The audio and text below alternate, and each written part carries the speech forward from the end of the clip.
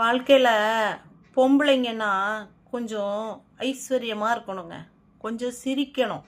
சரியா?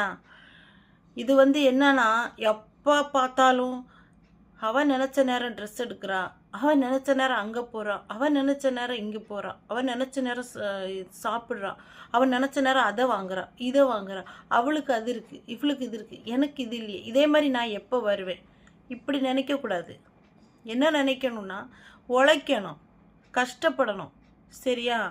அவனை பிடிச்சா அவங்ககிட்ட இருந்து 50,000 வாங்கலாமா, இவனை பிடிச்சா இவங்கிட்ட இருந்து ஒரு 20,000 வாங்கலாமா, இவனை பிடிச்சா அப்பி குட்டா மோனே அவனே இவனே ஐயோ தங்கமே எனக்கு தாடா தங்கமே 2 மாசத்துல தரைஞ்சிட்டு அவன் இப்போ ஒருத்தனை ஆப்பு கலத்தி வச்சிருக்கா, பாவம் அவனுக்கு என்ன கது, எல்லா நிலையும் கலத்தி விட்டாச்சு. இனி இவனை இப்போ ஆல்ரெடி இந்த பையனும் பொண்ணு கட்டாத பையன், இவன் என்ன கதி ஆக போறான்னு தெரியல. ஆல்ரெடி வட்டிக்கு எடுத்து நடுத்தருவில் வந்திருக்கான். இனி எத்தனை ரூபா வட்டி எடுத்து கொடுத்து இன்னி நடுத்தருவில் ஆக போறான்னு தெரியல. சரியா?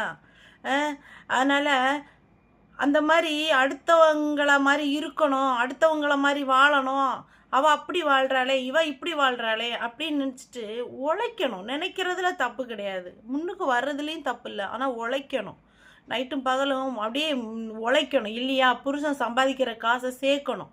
சரியா?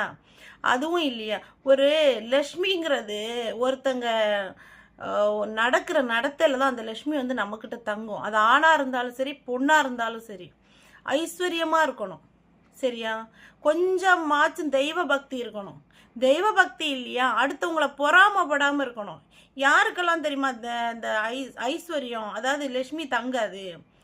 ஐயோ நான் நினைக்கவே முடியலப்பா. அந்த மூஞ்சை இப்போ நினச்சலாம் அப்படியே பிடிச்சி முகத்தை பிடிச்சி சுவரில் வச்சு உரசிடலாமான்னு தோணும்.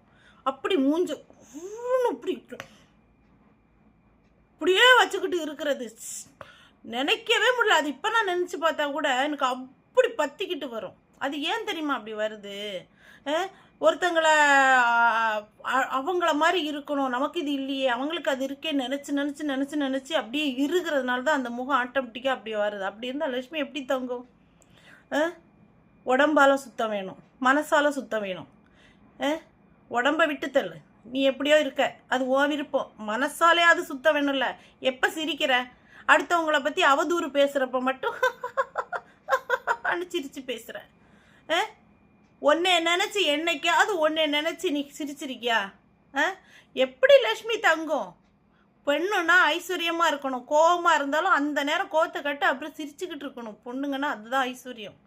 சரியா? ஒரு புருஷன் உன்னால் நல்ல நிலைமைக்கு தான் போகணும். கெட்டு குட்டிச்சு வர கீழே வரக்கூடாது. உன்னால் எத்தனை பேர் கெட்டு